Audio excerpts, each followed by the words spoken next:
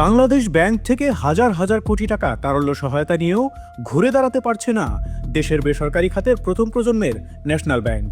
জানা গেছে এখন পর্যন্ত মোট 10,355 কোটি টাকা ধার নিয়েছে ব্যাংকটি। বিশাল অঙ্কের তারল্য সহায়তা নিয়েও দৈনন্দিন নগদ সরবরাহ করতে পারছে না, আর টাকা না পেয়ে ভোগান্তি পোহাচ্ছেন গ্রাহকরা। কেবল আমানত নয়, কেন্দ্রীয় ব্যাংক থেকে আগে ধার নেওয়া টাকাও শোধ করতে পারছে না ব্যাংকটি।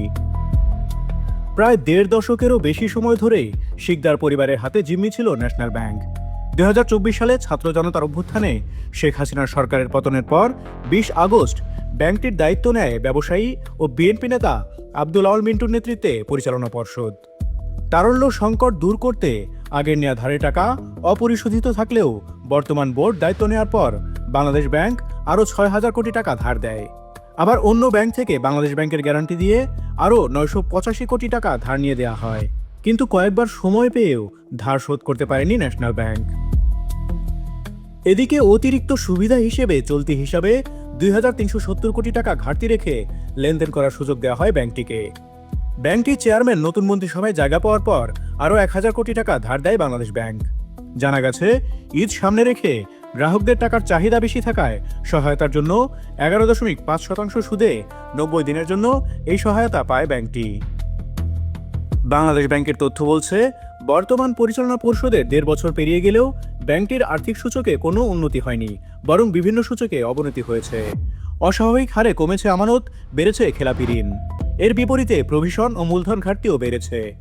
নিয়ম অনুযায়ী আমানতকারীদের স্বার্থে ব্যাংকের মোট দায়ের 17% তারল্য হিসেবে কেন্দ্রীয় ব্যাংকে জমা রাখতে হয়। ব্যাংকটির আর্থিক পরিস্থিতি এতটাই অবনতি হয়েছে যে বিধিবদ্ধ তারল্য সংরক্ষণ করতে পারছে না। এ কারণে নিয়মিত জরিমানা গুনতে হচ্ছে ব্যাংকটিকে।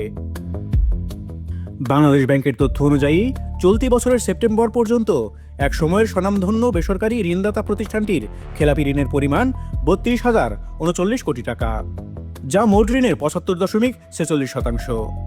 ঋণদাতার আর্থিক বিবরণী অনুসারে 2025 সালের জানুয়ারি সেপ্টেম্বর সময়ের মধ্যে ব্যাংকটি 1,458 কোটি টাকা নিট লোকসান করেছে, যা গত বছরের একই সময়ের 1,360 কোটি টাকা থেকে বেশি। ন্যাশনাল ব্যাংকের দুরবস্থা নিয়ে পদক্ষেপ জানতে চাইলে বাংলাদেশ ব্যাংকের মুখপাত্র ও নির্বাহী পরিচালক আরিফ হোসেন খান জাতীয় অর্থনীতিকে বলেন, ব্যাংকটিকে কিভাবে ভালো করা যায় সেই চেষ্টা চলছে। ফরেনসিক অডিট শুরু হচ্ছে, অডিট রিপোর্ট হাতে পেলে সিদ্ধান্ত নেওয়া হবে।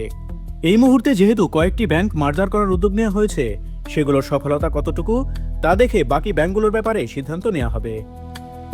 বিষয়টি নিয়ে ন্যাশনাল ব্যাংকের চেয়ারম্যান ও পরিবেশ মন্ত্রী আব্দুল আউল মিন্টু এবং ব্যবস্থাপনা পরিচালক আদিল চৌধুরীর ব্যক্তিগত নম্বরে বারবার কল করে এবং বার্তা পাঠিয়েও জবাব মেলেনি। ব্যাংকটির প্রধান কার্যালয়ে গিয়েও তাদের কোনো বক্তব্য পাওয়া যায়নি।